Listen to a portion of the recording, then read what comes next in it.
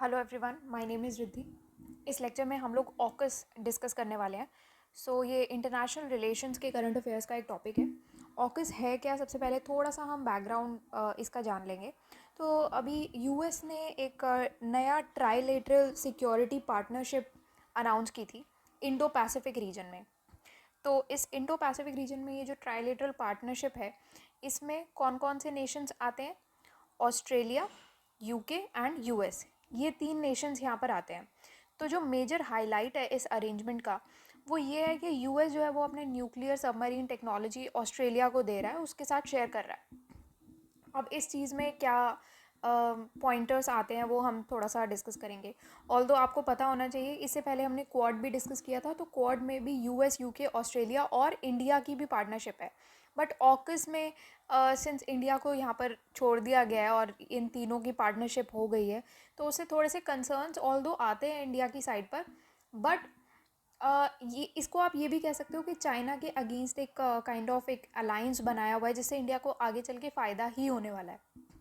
तो इसके कुछ और पॉइंटर्स भी हैं, जैसे कि इंडो पैसिफिक रीजन पे ज़्यादा फोकस हो रहा है। ये जो सिक्योरिटी ग्रुपिंग है ऑकस की, ये अपने इस पर ध्यान देगी कि इंडो पैसिफिक रीजन में कैसे अपने स्ट्रेटेजिक इंटरेस्ट्स को और बढ़ावा देना है या एडवांस करना है और अपने स्ट्रेटेजिक इंटरेस्ट को। दो यूएस ने तो बहुत एक्सप्लिसिटली डिनाई भी किया है कि चाइना के अगेंस्ट की कोई ग्रुपिंग नहीं है, बट इंडो पैसिफिक ओरिएंटेशन जो है वो एक अलायंस बना ही देती है चाइना के जो एक्शन चल रहे हैं अभी साउथ चाइना सी में।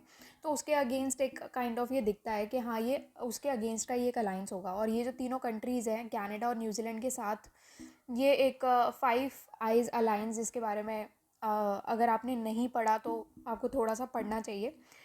ये एक एक्सटेंसिव इंटेलिजेंस शेयर करते हैं फाइव आइज अलायंस के थ्रू। फाइव आइज अलायंस क्या होता है, ये थोड़ा सा मैं आपको बता देती हूँ। तो ये जो फाइव आइज अलायंस है, ये बेसिकली एक इंटेलिजेंस शेयरिंग अग्रीमेंट है, kind of intelligence sharing agreement. तो यहाँ पर क्या है, पांच इंग्लिश स्पीकिंग डेमोक्रेसीज जो है, ये इसका पार्ट है। तो ये इंटेलिजेंस शेयर करती हैं ये पांच इंग्लिश स्पीकिंग डेमोक्रेसीज। एक है यूएस, यूके, ऑस्ट्रेलिया, तो ऑब्वियसली ठीक है, तो ये तीन तो हो ही गई हैं। उसके बाद जो एक्स्ट्रा आती हैं वो है कनाडा एंड न्यूजीलैंड। तो ये पांच इंग्लिश स्पीकिंग कंट्री डेमोक्रेसीज यहाँ पर आती हैं, ठीक है। अब ये जो अलायंस है, ये बेसिकली कोल्ड वॉर में बनाया गया था। कोल्ड वॉर के टाइम पर, कोल्ड वॉर कब हुआ था? 1946 से लेकर के 1991 के बीच में हुआ था। और ये यूनाइटेड स्टेट्स और सोवियत यूनियन के बीच में कोल्ड वॉर हुआ था, और उनके रिस्पेक्टिव अलाइज बीच में थे। तो ये अलायंस जो है वो बेसिकली क्या था कि सेंसिटिव इन्फॉर्मेशन जो होती है रिगार्डिंग जो भी एडवर्सरी, जो भी पॉसिबल फ्रंट पर देखी जा रही हैं या फेस की जा रही हैं, तो ये सारी एडवर्सरी से के रिगार्डिंग कोई भी सेंसिटिव इन्फॉर्मेशन शेयर करने के लिए ये अलायंस बनाया गया था कि हम पांच जो डेमोक्रेसीज़ हैं इंग्लिश स्पीकिंग, हम लोग एक दूसरे के साथ अपनी इंटेलिजेंस के रिगार्डिंग सेंसिटिव इन्फॉर्मेशन जो भी है एडवर्सरीज़ के रिगार्डिंग, वो हम शेयर करेंगे। तो इसको अभी तक बेसिकली वर्ल्ड का सबसे सक्सेसफुल इंटेलिजेंस अलायंस माना जाता है।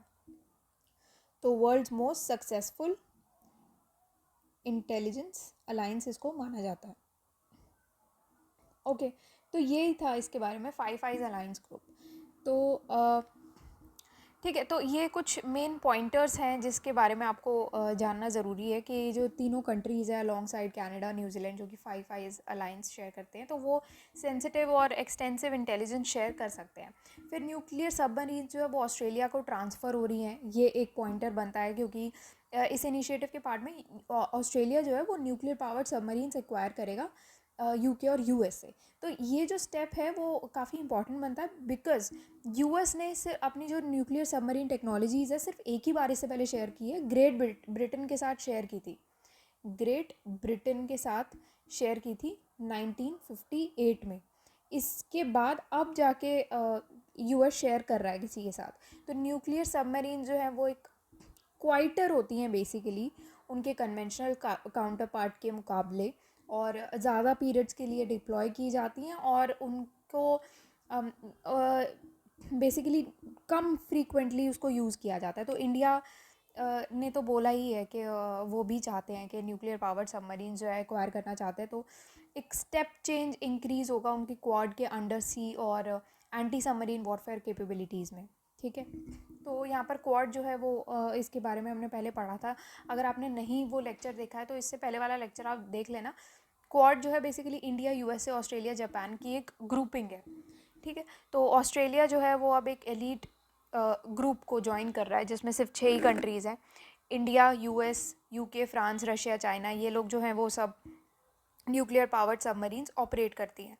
ठीक है, तो इंडिया एक अभी ऑस्ट्रेलिया जो है वो उसी एलीट ग्रुप को ज्वाइन कर रहा है। तो यहाँ पर ये कुछ पॉइंटर्स बनते हैं। अब पढ़ लेते हैं कि ऑकस के बारे में क्या बात की गई है। या अभी आपको बैकग्राउंड से समझ में आ गया होगा कि ये एक काइंड ऑफ एक ग्रुपिंग बनाई गई है, ट्राइलेटरल सिक्योरिटी कॉपरेशन है इंडो पैसिफिक रीजन में।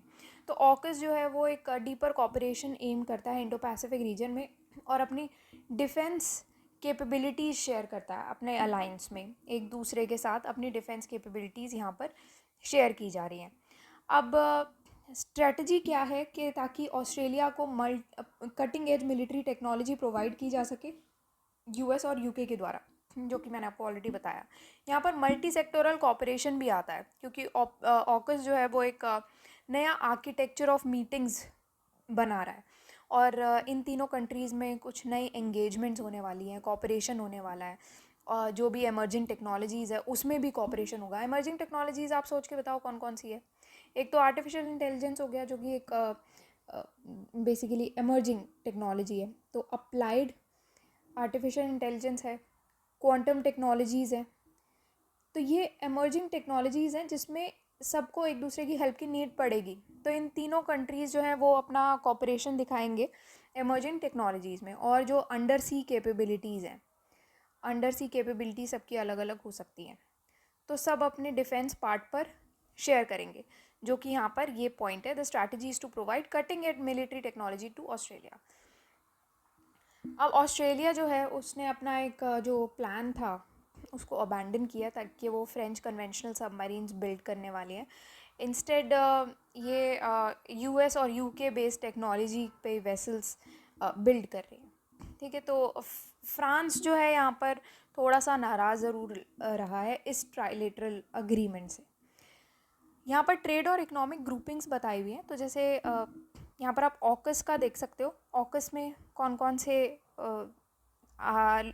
कंट्रीज़ आ रही हैं। ब्रिटेन आ रहा है एक, ऑस्ट्रेलिया, यूएस। ठीक है, तो यूके, ऑस्ट्रेलिया, यूएस ये आ रहे हैं। 5 आईज में आते हैं Canada, New Zealand, Britain, Australia, United states. Quad में आता है इंडिया, जापान, ऑस्ट्रेलिया, यूएस। ठीक है, अब कॉम्प्लिकेशंस कौन कौन से हैं इंडिया के लिए। तो कॉम्प्लिकेशंस एक तो आएगा कि नए चैलेंजेस है इंडो पैसिफिक रीजन में। तो यहाँ पर एक एप्रीहेंशन है कि डील जो है वो उससे क्या होगा कि ईस्टर्न इंडियन ओशन में काफ़ी ज़्यादा क्राउडिंग हो जाएगी न्यूक्लियर अटैक सबमरीन्स की। बहुत सारी न्यूक्लियर अटैक सबमरीन्स जो है वो यहाँ पर आ जाएंगी। तो ये एक कंसर्न है इंडिया के लिए। ठीक है, फिर उसके बाद ये है कि यहाँ पर इंडिया की जो रीजनल प्री एमिनेंस है उसको ये ख़त्म कर सकता है कि इतनी सारी nuclear attack submarines eastern Indian ocean में है। तो ऑब्वियसली इंडिया की जो रीजनल प्री एमिनेंस है वो थोड़ी सी यहाँ पर ख़तरे में आ जाती है। ठीक है, तो यहाँ पर एक ये वाली प्रॉब्लम है। अब यूएस की अनरिलायबिलिटी भी है। कुछ एक्सपर्ट्स ये भी कहते हैं कि यूएस जो है उसके ऊपर आप रिलाई नहीं कर सकते क्योंकि उसने अपने जो लॉन्ग टाइम अलाय था फ्रांस को, उसको इस ग्रुपिंग में लिया ही नहीं है। ठीक है, despite being a NATO partner. तो नेटो पार्टनर होने के बावजूद भी उसने इस ग्रुपिंग में फ्रांस को लिया ही नहीं है। तो NATO is North Atlantic Treaty Organization. तो नेटो क्यों बनाया गया था, क्या इसका ऑब्जेक्टिव था, अगर आपको नहीं पता तो आपको पढ़ना चाहिए इसके बारे में। नेटो जो है वो नॉर्थ अटलांटिक ट्रीटी ऑर्गेनाइजेशन 1949 में बनाई गई थी। यूनाइटेड स्टेट्स, कनाडा और बहुत सारे और वेस्टर्न यूरोपियन नेशंस जो थे वो इसके पार्ट थे। ठीक है, और ये क्यों बनाया गया था, बेसिकली सोवियत यूनियन जो है, सोवियत यूनियन के अगेंस्ट एक कलेक्टिव सिक्योरिटी के लिए ये बनाया गया था। तो 1949 में ये बनाया गया था। ओके, और जो नेटो है उसका प्राइमरी गोल्स यही था कि जितने भी मेंबर्स हैं नेटो के उनको एक कलेक्टिव डिफेंस प्रोवाइड किया जाए और डेमोक्रेटिक पीस मेंटेन किया जाए नॉर्थ अटलांटिक एरिया में। तो ये उसका मेन गोल था। अब यहाँ पर क्या है कि ये जो फ्रांस के साथ डील कैंसिल भी हुई है इसके बाद भी मतलब फ्रांस को इंक्लूड ही नहीं किया हुआ। तो फ्रांस ने क्या किया है कि जितनी भी मीटिंग्स शेड्यूल थी ऑस्ट्रेलिया फ्रांस इंडिया की यूएन में वो सारी कैंसिल कर दी है। और in the last couple of years भी ट्राइलेटरल ये जो बना है ये काफ़ी इंपॉर्टेंट एलिमेंट बन गया है। ये जो इंडो पैसिफिक आर्किटेक्चर बन रहा है मर्ज हो रहा है तो उसमें ये काफ़ी इंपॉर्टेंट एलिमेंट है। तो ये जो कैंसिलेशन हुई है मीटिंग की फ्रांस के द्वारा ये ट्राइलेटरल एंगेजमेंट में भी एक काफ़ी बड़ा ब्लो है क्योंकि फ्रांस के साथ भी जितनी भी डील्स हो रही हैं वो भी कैंसिल हुई हैं। यूएस यूके और ये ऑस्ट्रेलिया की जो पैक्ट बना है उससे फ्रांस के साथ जो डील थी $40 बिलियन की कि हम लोग डीजल पावर्ड सबमरीन्स बनाएंगे वो डील कैंसिल हो गई है अभी। ठीक है ना। तो इस वजह से फ्रांस जो है वो थोड़ा सा नेगेटिव है इस चीज़ को लेकर। फिर ऑकस वर्सेस क्वाड ये एक है क्योंकि इंडिया ने ये स्टेट किया है कि उसकी जो नई पार्टनरशिप है वो क्वाड के लिए रेलेवेंट नहीं है और इसका कोई इम्पैक्ट भी नहीं होगा क्वाड में। बट ये जो अग्रीमेंट है ये एक प्रेफरेंशियल ट्रीटमेंट देता है on the part of US for a close Anglo alliance partner. सारे इंग्लिश स्पीकिंग कंट्रीज़ यहाँ पर आ रही है rather English speaking democracies AUKUS का पार्ट है। इंडिया नहीं है तो एक काइंड ऑफ प्रेफरेंशियल ट्रीटमेंट तो है ही यूएस के पार्ट पे।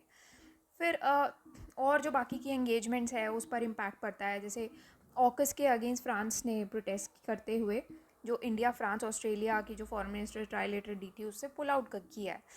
टेक्नोलॉजी परस्यूट के अगर आप फोर फ्रंट पर देखते हो तो यहाँ पर क्या हो रहा है कि यूएस ने ये क्लैरिफिकेशन ऑल्दो दिया है कि जो nuclear submarine propulsion technology deal है ऑस्ट्रेलिया के साथ ये एक वन ऑफ डील है। और यहाँ पर क्या हो रहा है बट इंडिया जो है उसको भी स्पेकुलेशन में ही डालता है कि यूएस जो है इंडियन नेवी को भी ये कंसिडर करेगा और कि सेम टेक्नोलॉजी प्रोवाइड करेगा। तो यहाँ पर एक वो वाला पार्ट भी यहाँ पर आता है। ठीक है। तो इंडिया को ये लगता है अब यहाँ पर एक और चीज़ यहाँ पर आती है अपॉर्चुनिटीज़ आप कह सकते हो कि चाहे कितना भी इंडिफरेंस हो जाए ऑकस के अगेंस्ट बट इंडिया को कुछ सेकेंडरी बेनिफिट ज़रूर मिलेंगे ऑकस अरेंजमेंट से। क्यों? क्योंकि ये तीनों ही काफ़ी एडवांस नेशंस हैं और सबसे ज़्यादा सोफेस्टिकेटेड मिलिट्री टेक्नोलॉजी है इनके पास। ठीक है। सोफेस्टिकेटेड मिलिट्री टेक्नोलॉजी है इनके पास। तो ये मिलिट्री टेक्नोलॉजी इनडायरेक्टली तो इंडिया को प्रोवाइड हो ही रही है ना क्योंकि इनडायरेक्टली इंडिया को चाइना से तो प्रोटेक्शन मिल ही रहा है ना। तो यहाँ पर क्या हो रहा है कि एक वर्ल्ड जो है आप कह सकते हो सारी मिलिट्री पावर जो है वो टुगेदर आके और एक फ्री और ओपन इंडो पैसिफिक के लिए अप्रोच कर रही है। ठीक है। और चाइना को जो रीजन में पूरा अपना डोमिनेंस बनाया हुआ है उसके अगेंस्ट ये आके एक फ्री इंडो पैसिफिक रीजन के लिए प्रमोट कर रही है। तो ये जो है कुछ डेटरेंस ज़रूर प्रोवाइड करेगा चाइना के लिए। So it is providing a deterrence to China है ना। तो ये भी एक अच्छी चीज़ है इंडिया के कंटेक्स्ट में अगर देखा जाए तो। ठीक है। फिर एक और चीज़ यहाँ पर थी जिसको आप कह सकते हो एक काइंड ऑफ कॉम्प्लिकेशंस में आप मान सकते हो नॉट फॉर इंडिया बट एक इम्पैक्ट है इंडो पैसिफिक रीम में कि यहाँ पर एक कंसर्न है कि जो ऑकस जो है वो यूएस और ईयू का जो रिलेशन है उसको अफेक्ट करता है और जो नेटो को अफेक्ट करता है जिससे क्या होता है कि इंडो पैसिफिक रीजन में जो इंटरनेशनल कोलिशन है वो वीक हो जाता है। तो यहाँ पर एक ये वाला भी पॉइंट आता है। अब और अपॉर्चुनिटीज़ क्या है इंडिया के लिए वो भी देख लेते हैं हम लोग। तो ऑकस जो है वो उसका जो रोल आउट हुआ है उससे इंडिया को diplomatic as well as defence trade realms में कुछ अपॉर्चुनिटीज़ मिलती हैं पर्टिकुलरली विद फ्रांस। जैसे कि क्या होता है कि अभी फ्रांस भी नाराज़ है और इंडिया को भी ऑकस का पार्ट नहीं बनाया गया है। तो ये एक अपॉर्चुनिटी है इंडिया की फ्रांस के साथ डीलिंग्स करने के लिए और डिप्लोमेटिक डिफेंस ट्रेड रीम्स में फ्रांस के साथ इंडिया कुछ अपॉर्चुनिटीज़ अपनी गेन कर सकता है उस फ्रंट पर। अब यहाँ पर क्या है कॉन्टीन्यूड और intensifying US Australian concerns about China ये तो बहुत इजीली रिफ्लेक्ट हो रहा है। क्यों? क्योंकि चाइना का जो इतना असर्टिवनेस है इस पूरे एरिया में साउथ चाइना सी इंडो पैसिफिक रीजन में उसके अगेंस्ट खड़ा हो रहा है यूएस ऑस्ट्रेलिया यूके। तो इससे बहुत ही साफ जाहिर होता है कि कैसे यूएस और ऑस्ट्रेलिया जो है कंसर्न्ड है रिगार्डिंग चाइना। कंक्लूजन इसका यही आता है, जितने मर्जी इंडिफरेंस हो जाए, इंडिया को कुछ बेनिफिट ज़रूर मिलेंगे ऑकस अरेंजमेंट के। क्या फ्री और ओपन इंडो पैसिफिक रीजन को ये प्रमोट करेंगे और डेटरेंस देंगे चाइना को, जो मैंने आपको ऑलरेडी बताया। तो यही इसका बेसिकली कंक्लूजन आता है। एक और चीज़ यहाँ पर आती है जो कि आप एक और पॉइंट नोट कर सकते हो कि इंडिया की जो कंसर्न्स थे, ये जो एनसर्कलमेंट थी चाइना के द्वारा, एनसर्कलमेंट बाय चाइना, इसके रिगार्डिंग जो इंडिया के जो कंसर्न्स थे वो ऑकस से ज़रूर मिटिगेट हो सकते हैं। ऑकस उसमें हेल्प कर सकता है। कैसे हेल्प कर सकता है? क्योंकि चाइना ने देखो काफ़ी, आपको पता ही है कि बहुत सारे इनरोड्स बनाए हैं इंडिया के नेबरहुड में in terms of infrastructure development projects, और अपना प्रेजेंस बनाने के लिए चाइना ने अपना इंडिया के नेबरहुड में काफ़ी अच्छे खासे लेवल पर इनरोड्स बनाए हैं। तो ये एक अगर ऑकस बनता है तो उससे क्या होता है कि चाइना के अगेंस्ट इंडिया को थोड़ा सा राहत मिलती है, एक सिक्योरिटी काइंड ऑफ प्रोवाइड करता है बेसिकली ऑकस। तो यहाँ पर क्या है कि जो एनसर्कलमेंट था चाइना का वो कट ऑफ हो जाता है यहाँ से। एनसर्कलमेंट चाइना की ये सारी जो पॉलिसीज़ हैं ये सब आपको पढ़ना पड़ेगा थोड़ा सा, ठीक है। तो थोड़ी थोड़ी चीज़ें आपको रिगार्डिंग दिस, अगर किसी को कोई भी चीज़ नहीं समझ में आती है कमेंट सेक्शन में भी पूछ सकते हो, और वैसे भी आप गूगल करके थोड़ा सा देख सकते हो। ऑल्दो मैंने काफ़ी चीज़ें आपको सारी ही समझा ही दी हैं, तो कुछ ऐसा है नहीं, बट स्टिल। तो जैसे क्वाड है, क्वाड नहीं पता, इससे पहले वाला लेक्चर आप देखो और उसमें हमने डिटेल में बताया हुआ है कि क्वाड क्या होता है। Now this is our website synopsisis.in।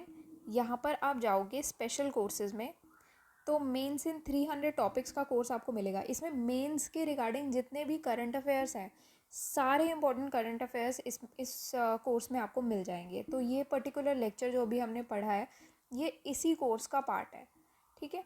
तो आपको कोई भी इंफॉर्मेशन चाहिए वो आप यहाँ से ले सकते हो।